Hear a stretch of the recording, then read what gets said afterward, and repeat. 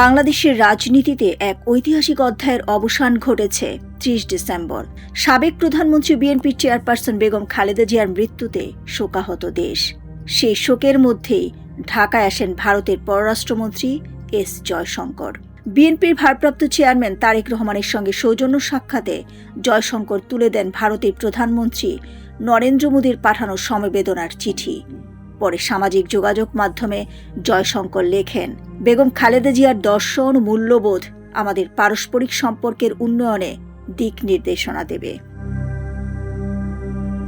এই বক্তব্যকে বিএনপির সঙ্গে ভারতের দীর্ঘদিনের দূরত্ব কমার ইঙ্গিত হিসেবে দেখেছেন বিশ্লেষকরা। অতীতে জামায়াতের সঙ্গে জোট, পাকিস্তান ঘনিষ্ঠ অবস্থান ও ভারত বিরোধী অভিযোগে নয়াদিল্লির সঙ্গে বিএনপির সম্পর্ক ছিল টানাপোড়েনের। তবে রাজনৈতিক বাস্তবতা বদলেছে। ছাত্র নেতৃত্বাধীন গণ অভ্যুত্থানের পর শেখ হাসিনার ক্ষমতাচ্যুতি, আওয়ামী লীগের নির্বাচনের বাইরে থাকা, সব মিলিয়ে বিএনপি এখন রাজনীতির কেন্দ্রবিন্দুতে।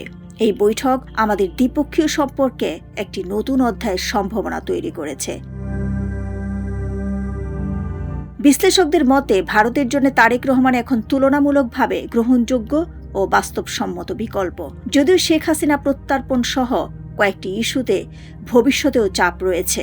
বিএনপি বলছে তারা ভারত বাংলাদেশ সম্পর্ককে ব্যক্তি নির্ভর নয়, জনগণ কেন্দ্রিক করতে চান। সৌজন্য সাক্ষাৎ নাকি কৌশলগত পরিবর্তনের সূচনা তা নির্ভর করছে আসন্ন নির্বাচনের ফল ও ভবিষ্যৎ কূটনৈতিক পদক্ষেপের ওপর।